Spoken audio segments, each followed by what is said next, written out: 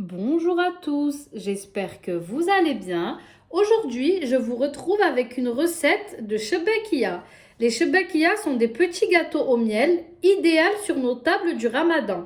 Cette recette que je vais partager avec vous aujourd'hui, c'est une recette très simple. Je sais qu'on a tendance à avoir peur de la shebekia, mais avec cette recette, vous le réussirez à tous les coups. Restez avec moi pour les ingrédients ainsi que les étapes. Pour la réalisation de la shebekia, il nous faudra un verre d'eau de fleur d'oranger dans lequel on vient mettre quelques pistilles de safran. Il nous faudra un verre d'huile, un mélange entre l'huile d'olive et l'huile de tournesol, moitié de l'un et moitié de l'autre. Il nous faudra un verre d'amandes grillées. Pour ma part, je les ai grillées à la poêle, vous pouvez faire ça au four. Un verre de graines de sésame également grillées. Un verre non plein de beurre noisette. Le beurre noisette, c'est un beurre que l'on fait fondre et que l'on laisse brunir. Il nous faudra une pointe de couteau de levure chimique ainsi qu'un petit peu de levure boulangère fraîche ou sèche, une cuillère à soupe de cannelle, une cuillère à café de vinaigre de table, de la gomme arabique juste ici, de l'anis, de la farine et de l'eau. C'est parti pour la recette. Donc, la première étape à la réalisation de la shebekia, c'est de venir moudre nos amandes, nos graines de sésame et notre anis. Donc là, je commence. Je vais mettre mes amandes dans le thermomix. Donc, les amandes, c'est bon. Le thermomix, il blague pas. En quelques secondes, c'était fait. Je vais passer aux graines de sésame. Les graines de sésame, c'est bon aussi. Bien moulu. Je passe à l'anis maintenant. Je prends mon anis et pareil que les amandes et les graines de sésame, je mixe le tout. Mon anis a bien été mixé. Je suis venue tamiser mes amandes pour avoir une poudre d'amande vraiment fine. Les amandes qui ne sont pas passées à travers le tamis, je vais revenir donner un petit coup de mixeur au thermomix. Mais avant, je viens mettre ma gomme arabique. En ce qui concerne les graines de sésame, j'ai pas besoin de les tamiser parce que je les ai tellement bien mixées que c'est limite devenu une pâte. Vous voyez, ça se tient tout seul. La cuillère à soupe d'anis, je vais la tamiser également. Donc, c'est parti. On va commencer. Donc là, je vais venir mixer tous mes ingrédients. Je vais mettre tous mes ingrédients dans mon robot, sauf la farine. Là, dans ma fleur d'oranger, j'ai enlevé les pistilles de safran. Donc, c'est parti. Je commence. Je vais mettre l'eau. Ensuite, je mets ma fleur d'oranger, mon autre fleur d'oranger. L'huile. Le beurre noisette.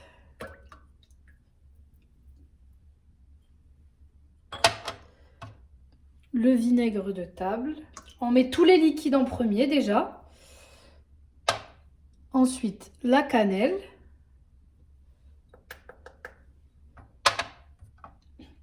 Les levures. Je viens mettre les amandes avec ma cuillère à soupe d'anis. Tout bien moulu, bien évidemment. Ça, c'est vraiment une recette idéale pour les débutantes. Elle est vraiment très simple à faire, cette recette-là. Ensuite, les graines de sésame également moulues. Et là, on va venir mixer le tout. Donc là, mon mélange est prêt. On obtient un mélange liquide mais homogène. Donc là, à cette étape, vous avez le choix. Soit vous venez transvaser votre préparation dans un saladier ou dans une gas'a et vous mélangez votre farine petit à petit à la main.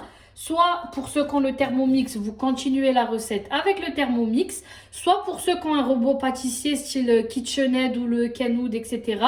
Vous allez mettre votre préparation du mixeur dans votre robot et vous allez rajouter également la farine petit à petit comme je vais faire avec le Thermomix. Donc c'est parti. Donc là, j'ai récupéré ma farine. Je vais me mettre sur le mode pétrin du Thermomix. Et je vais commencer à mettre de la farine petit à petit. En ce qui concerne le grammage de la farine, je vous dirai à la fin combien il m'a fallu de farine pour les quantités de liquide, etc. que j'ai utilisées. Donc, je commence avec ma première tournée de farine a bien été absorbée. J'ai mis mon mode pétrin sur 5 minutes et là, par l'orifice du couvercle du Thermomix, je vais venir mettre la farine au fur et à mesure.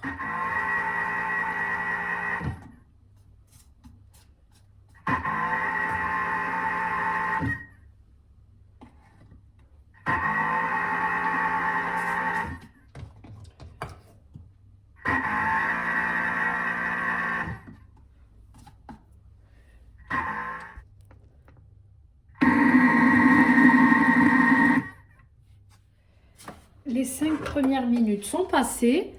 La pâte commence à se tenir, commence à absorber la farine petit à petit. Et on continue. La pâte de la Shebekiyah, c'est une pâte vraiment très dure et qui se tient très bien. Donc après une bonne dizaine de minutes de pétrissage, où j'ai mis la farine petit à petit. Donc vous avez vu, mon bocal il était plein. Voilà ce qui me reste. Il y avait environ 900 grammes de farine dans mon bocal, entre 850 et 900 grammes. Pour ma part, c'est la farine de Lidl que j'utilise. Donc voilà le genre de pâte qu'on doit obtenir. C'est une pâte qui se tient très bien et qui est bien dure. C'est pas une pâte molle. Donc là, j'ai sorti ma pâte de mon mixeur, de mon robot. Je vais venir la travailler rapidement sur mon plan de travail. C'est juste histoire de la ranger. Là, je vais venir faire des pâtons. Hop. On essaye de les faire de taille identique. La pâte à Shebekiyah, c'est une pâte qu'il ne faut vraiment pas laisser au contact de l'air. Donc là, je vais récupérer mon film alimentaire et je vais rapidement les filmer au contact. Donc là, je vais venir placer mes pâtons au frigo. C'est juste le temps de ranger la cuisine, tout ce qu'on a utilisé, laver la vaisselle, etc. Donc là, je viens récupérer un premier pâton. Donc là, à ce moment-là, les filles qui ont la fameuse machine là pour faire les pâtes, vous pouvez affaisser votre pâte avec cette machine. Moi, comme je ne l'ai pas, je vais faire avec le rouleau pâtissier. Donc c'est parti.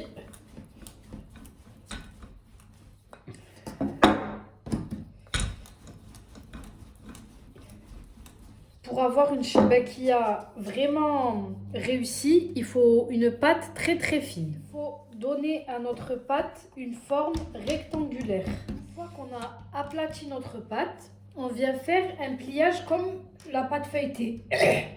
On prend notre première partie, on vient la mettre au milieu.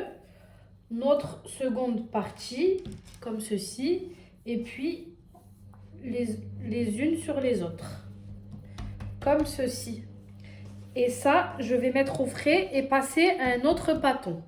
J'ai récupéré le premier pâton que j'ai façonné. Il nous faudra ce petit ustensile pour façonner nos Shebekiyah. Donc là, j'enlève ma pâte de mon film alimentaire. Et là, eh ben, il faut donner toutes ses forces. Il faut affaisser la pâte le plus possible. C'est parti. Je commence. On y va petit à petit.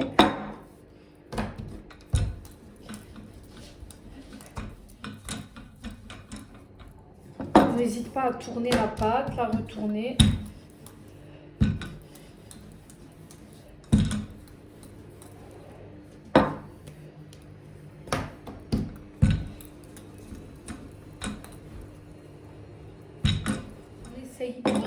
de faire une forme de rectangle pour avoir le moins de chutes possible.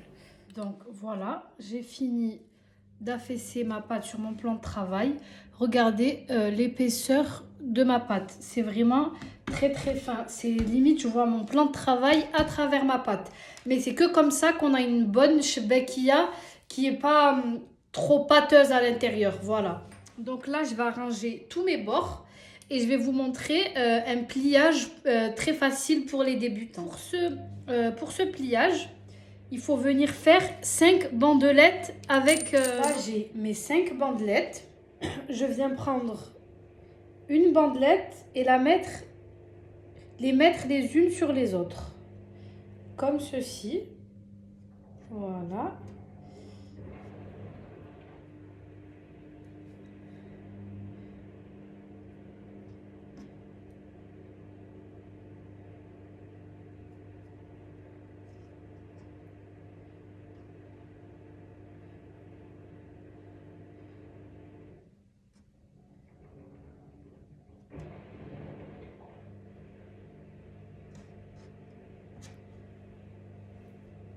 Hop, et enfin, la dernière. Là, je viens prendre un couteau. Je commence par égaliser. Là où ma première bandelette elle commence, je coupe. Voilà. Là aussi, pareil. Et ensuite, je viens découper pour... chaque découpe sera une shebekiyah. Après, à vous de voir si vous voulez des grosses, des moyennes, des petites. Moi, j'en fais des moyennes, ni trop petites, ni trop grosses. Je vais vous montrer.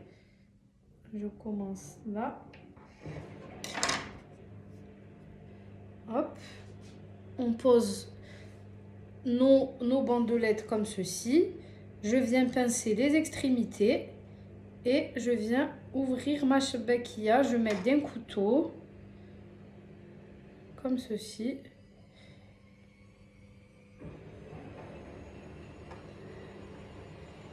Voilà. C'est vraiment très simple ce pliage. Par contre, on n'oublie pas de venir bien pincer les extrémités. Le fait de pincer les extrémités, ça va permettre à notre shebekiyah de ne pas s'ouvrir pendant la friture.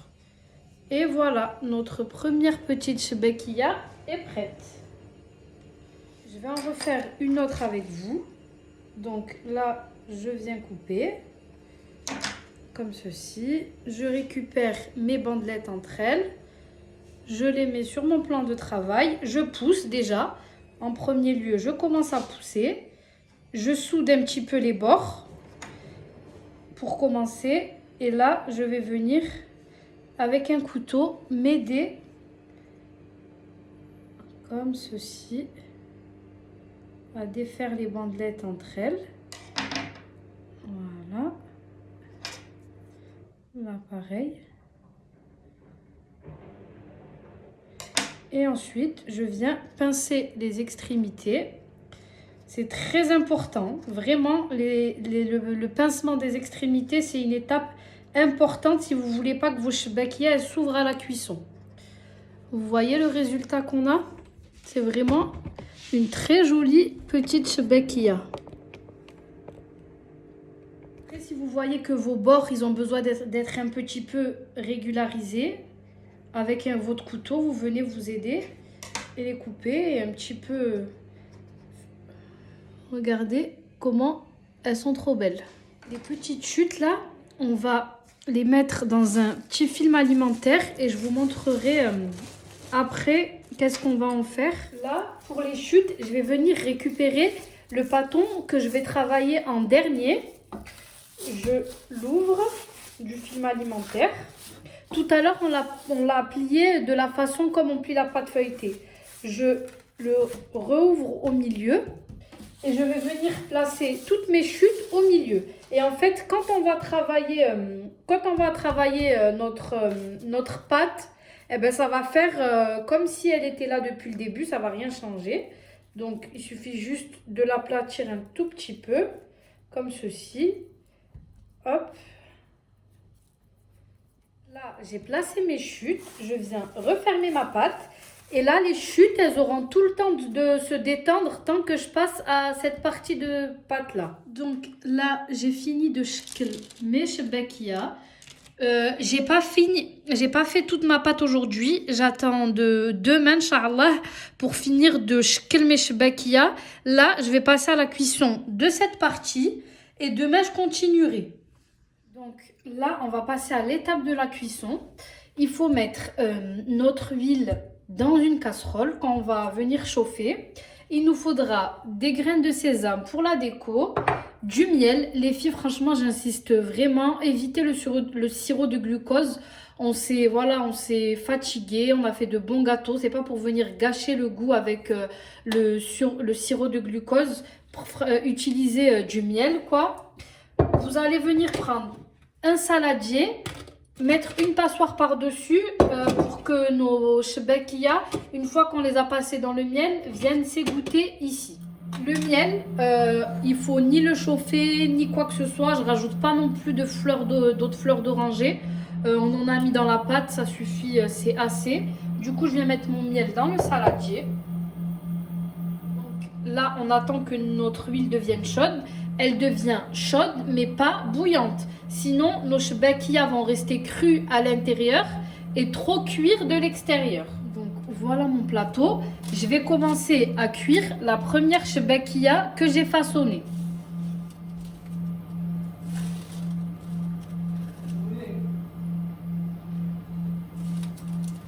Hop, on prend les shebakia et on les pose délicatement dans notre huile chaude. Voilà.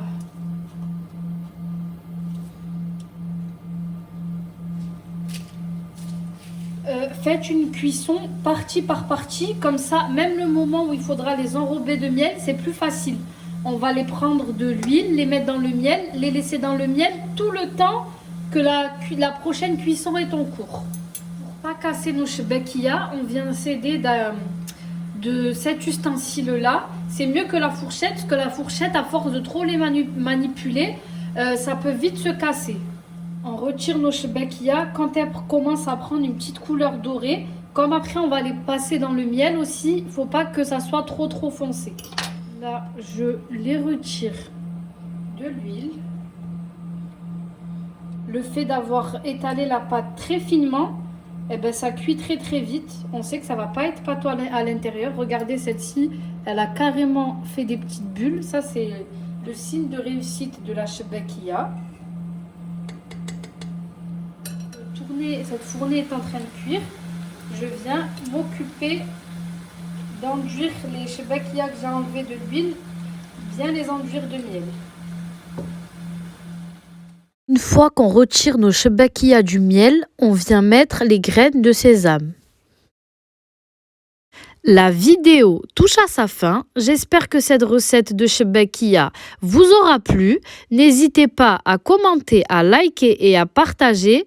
À très bientôt pour de nouvelles recettes.